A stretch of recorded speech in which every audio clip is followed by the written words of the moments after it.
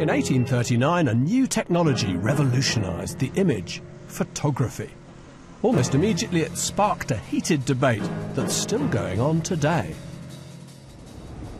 So, can a photograph be a work of art? It's an old chestnut, and personally I think the answer is straightforward. Of course it can. Every time the photographer depresses the shutter, all kinds of artistic decisions are being made about focus, about light, about composition. And yet, in many people's minds, questions still hover. Isn't photography too easy, too mechanical, too much of a shortcut? Can a photograph ever be really as truly and deeply expressive as a great painting?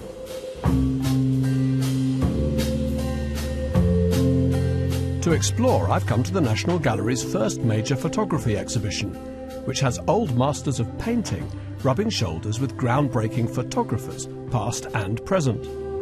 Pioneers like Julia Margaret Cameron were convinced that photography could be art, and used smudged, painterly effects to prove it. But 150 years later, photography was still painting's poor relation. In the 70s, Craigie Horsfield was one of the first contemporary artists to make a breakthrough. I just remember 20 years ago, you were well known for bridling if anybody called you a photographer. You said, no, I'm an artist, and I happen to use a camera some of the time. If you were showing Gilpin George, it's photography, or is it Warhol? Is that photography?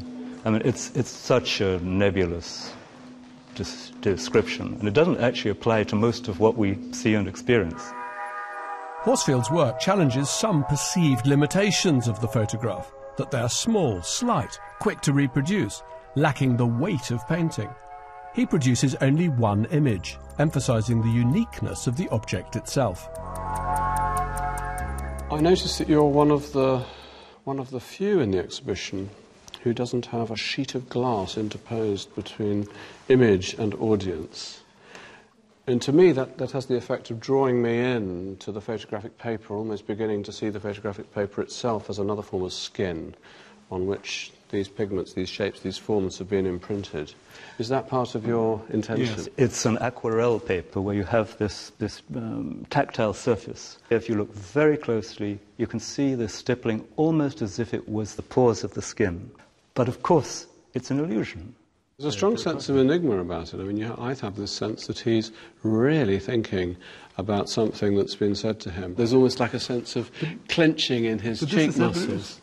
But this is surely one of the fascinating aspects of making art, and especially making pictures, that this is a story. We know that it's not real. It's not this person in this place. It's an account of somebody who we've never met, who we will only know this about.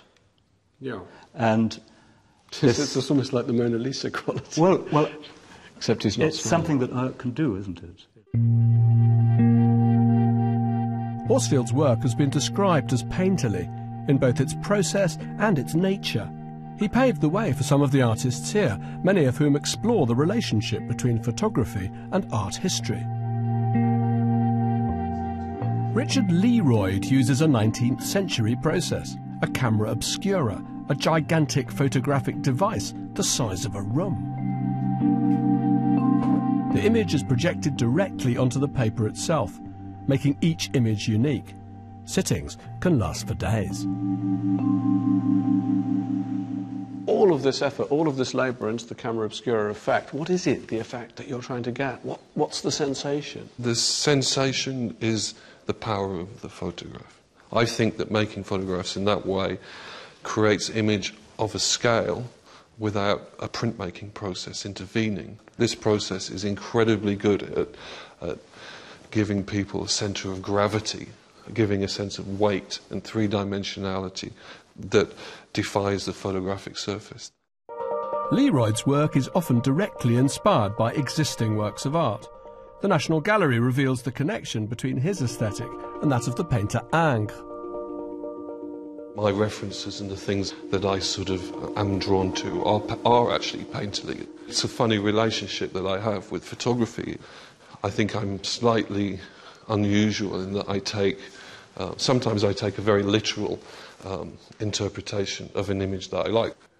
can a photograph be expressive in the same way, as deeply, as profoundly, of somebody's sensibility as a painting or a sculpture? I think yes, but it isn't a casual yes. I think that photography has enormous problems. The medium has enormous problems. The equalisation of technology, the fact that everybody carries a phone, everybody makes photographs all the time. It's almost as if everybody was wandering the streets with a canvas, painting constantly. You know, how much more difficult would it be to produce a Titian? Well, I think that's a good point, but it can be, at its best, incredibly moving photography, but it moves in different ways. It's a very complicated area. You can get pictures that are emotional because of what they're showing you rather than what they are. And I think that what I'm interested in is photographs that are moving or emotional because of what they actually are.